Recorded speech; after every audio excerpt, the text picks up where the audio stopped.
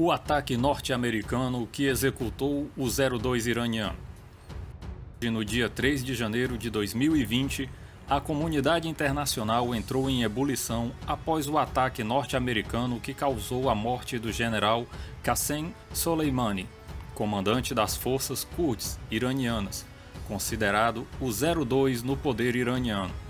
Não é de hoje que as relações entre Irã e Estados Unidos são tensas, desde o período da Revolução Iraniana em 1979, que levou ao poder um governo teocrático liderado pelo Ayatollah Khomeini contra o Shah Reza Pahlavi, monarca persa apoiado pelos Estados Unidos e deposto pela Revolução, que no modelo ocidental é condenado no Irã, tendo como seu principal representante os Estados Unidos. Já na Revolução, a embaixada dos Estados Unidos foi invadida e seus funcionários feitos reféns, o que levou a uma longa negociação até a liberação dos reféns. Como o Ayatollah Khomeini já definia, os Estados Unidos são o grande Satã, que deve ser combatido. No pacote de condenações iranianas estava o liberalismo democrático ocidental, que incluem as liberdades de expressão, de gênero e religiosas, todas essas condenadas pelo regime iraniano. A República Iraniana surgiu com um projeto utópico de promoção de um genocídio, um Estado Islâmico mundial que se iniciaria com o fim de Israel e finalizando com os Estados Unidos. Ultimamente, alguns de seus líderes estão determinados a levar a cabo essa proposta através de um Armagedon atômico, como propunha o ex-presidente iraniano Mahmoud Ahmadinejad, que abertamente defendia o fim de Israel e que estava determinado a realizar sua missão utópica, na intenção de antecipar o apocalipse para o retorno do Imã Oculto, o retorno do profeta islâmico, que então livraria o mundo dos ímpios, trazendo um governo de justiça para a terra, segundo as crenças xiitas. Mesmo que Ahmadinejad não seja mais presidente, esta visão ainda permeia muito dos líderes iranianos, e a busca pelo programa nuclear iraniano é um grande passo para esta realização. Em 2010, estava instaurada a polêmica internacional contra o programa nuclear iraniano, diante das declarações belicosas abertas do regime dos ayatollahs.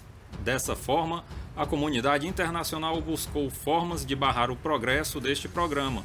Em paralelo a esses esforços, já que o Irã não poderia enriquecer urânio para seus fins, o então ex-presidente Lula ofereceu urânio enriquecido brasileiro para o país persa, ato que foi rechaçado pela comunidade internacional. Como parte das negociações, o então presidente Ahmadinejad ofereceu tratamento para o câncer que acometia o ex-presidente Lula.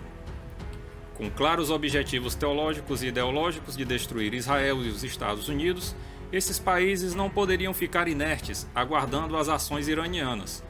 Desde então, utilizam de todos os meios para impedir o avanço militar e principalmente nuclear do Irã. Sem condições de enfrentar seus oponentes de frente, o governo revolucionário criou as Forças Quds, um ramo separado das Forças Armadas responsável por treinar e apoiar ataques não convencionais aos oponentes iranianos, equipando e financiando grupos terroristas no Iraque, Síria, Iêmen e outras partes do Oriente Médio. Os Quds são responsáveis por apoiar os ataques do Hezbollah a Israel, as militâncias que agem na Arábia Saudita, que acabaram por explodir refinarias de petróleo árabes, e grupos rebeldes no Iraque, que no dia 31 de dezembro de 2019 invadiu a embaixada dos Estados Unidos no Iraque.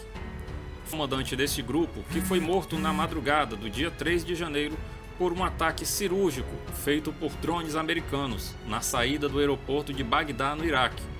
O Pentágono já tinha informações sobre futuros ataques promovidos por grupos apoiados pelas forças Quds, que vitimariam missões diplomáticas e demais instalações ocidentais e principalmente norte-americanas no Oriente Médio. Já recentemente, os Estados Unidos estiveram a poucos minutos de um conflito aberto com o Irã, após o país derrubar um drone de observação norte-americano que trafegava sobre o Estreito de Hormuz, para impedir ataques iranianos a navios petrolíferos ocidentais que transitavam pela região. O ataque norte-americano em Bagdá gerou ondas de apoio e condenações, mas principalmente o alerta internacional diante dos atores envolvidos. Rússia e China condenaram o ataque, mas o que isso quer dizer? China e Alemanha pediram por cautela por parte principalmente do governo norte-americano, para que não ocorra um mal maior. Bom, depois do ataque, o barril do petróleo subiu. A alta no petróleo interessa aos países dependentes da exportação dessa commodity, como a Rússia, que hoje sofre sanções dos Estados Unidos e União Europeia, desde a anexação da Crimeia.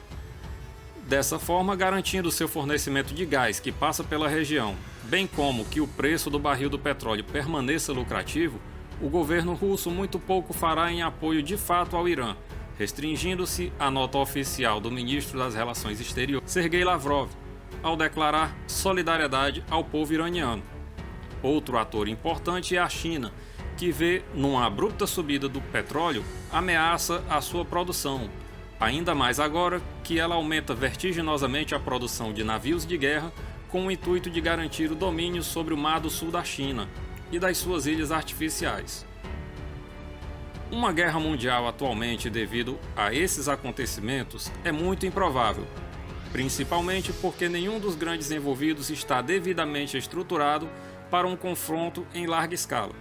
A Rússia ainda passa por dificuldades econômicas e a China ainda não se estruturou o suficiente para expandir a sua força para fora, uma vez que ainda não conseguiu nem mesmo consolidar os seus territórios.